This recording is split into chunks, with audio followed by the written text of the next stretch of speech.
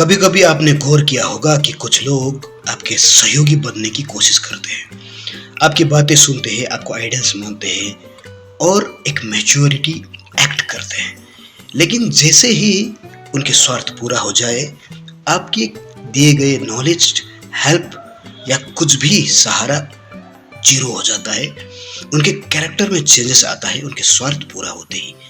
इस तरह के कैरेक्टर को साइकोलॉजी में DTT यानी कि डार्क ट्रेड ट्रस्ट साइकोलॉजी के नाम से जाना गया है, जो 2002 में साइकोलॉजिस्ट डेल रॉय और साइकोलॉजिस्ट केविन द्वारा प्रस्तुत किए गए। पर क्यों जरूरी हुआ ये DTT को लाना, जबकि नार्सिसिस्ट क्वालिटी यानी कि एक अहंकारी लोगों की क्वालिटी या फिर एक पाथवे कैरेक्टर्स यानी कि झूठ को सच दिखाने वाले एक कैरेक्टर, या तो फिर एक मैकियावेलिनिज्म कैरेक्टर यानी कि एक दोगलापन मैनिपुलेटिव कैरेक्टर ऑलरेडी साइकोलॉजी संसार में थे, तो फिर ये DTT को लाने का जरूरत क्यों पड़ा?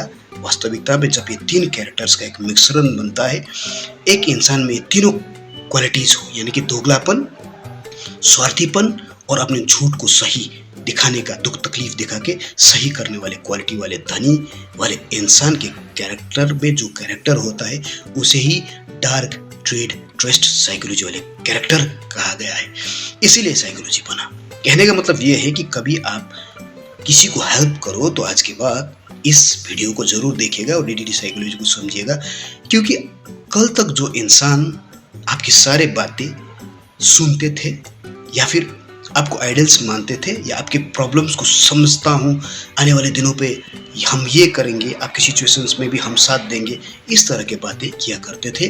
उनके स्वार्थ आपके जरिए या किसी और के जरिए पूरा होते ही, अपने फ़ायदा, अपना मकसद पूरा होते ही आपके प्रॉब्लम्स उनके लिए रत्ती का कागज के समान हो जाते हैं, जहां यदि आप उनसे हेल्प भी लेना चाहो, कुछ कहो तो कह दे कि ये आपका प्रॉब्लम से हमारा नहीं, हमें बीच में मत लाइए, दैट्स योर प्रॉब्लम, बोल सकते हैं। जबकि कल तक उनके सारे प्रॉब्लम्स में आप साथ दे रहे थे। कहने का अर्थ है कि यदि जीवन पे किसी का भी हेल्प करो, उससे पहले DTT dark trade trust psychology का ज्ञान जरूर लो, ताकि आप मूर्ख ना बनो।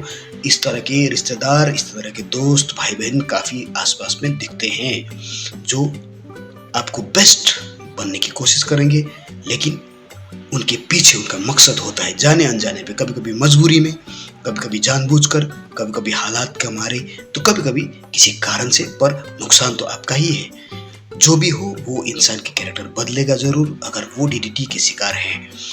सिर्फ अपने बारे में सोचना, बाकी भूल जाना, अपनी दुनिया पे खोए रहना और अपने स्वार्थ के पूरा होते ही अपने स्वार्थ को ही सबसे बड़ा मानना, बस उसके बाद में दूसरे लोग कुछ नहीं।